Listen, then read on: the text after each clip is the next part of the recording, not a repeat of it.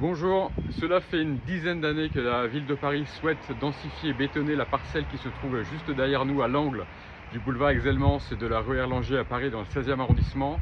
Aujourd'hui, on est une ancienne école niveau rez-de-chaussée qui recouvre 30% de la parcelle et la mairie souhaite densifier cette parcelle pour construire jusqu'à des bâtiments de 8 étages sur 70% de la parcelle. Un programme mixte avec 70 logements sociaux environ, une future école et l'abattage d'une trentaine d'arbres, dont certains sujets matures, assez beaux et qui sont de plus en plus importants comme les canicules récentes nous l'ont démontré. On a une étude qui vient de tomber qui nous apprend que 96% des bâtiments à Paris manquent d'arbres à proximité pour lutter contre les canicules.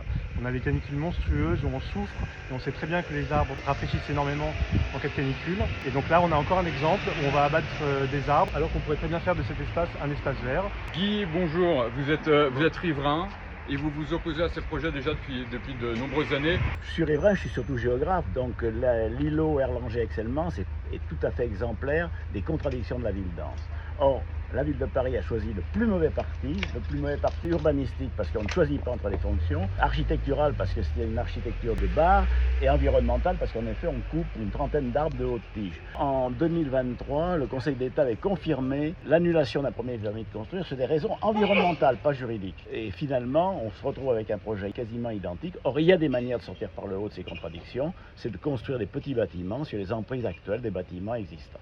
Le nouveau PLU bioclimatique de la ville, s'il était appliqué à la parcelle, on ne pourrait construire que de l'ordre de 3300-3500 mètres carrés, c'est-à-dire en gros la surface qui existe actuellement. Donc je crois qu'aujourd'hui on va construire 7700 mètres carrés avec le nouveau permis de construire. Manifestement, nous ce que nous voulions c'était sortir par le haut et de ne pas reconduire un projet qui a plus de 10 ans d'âge.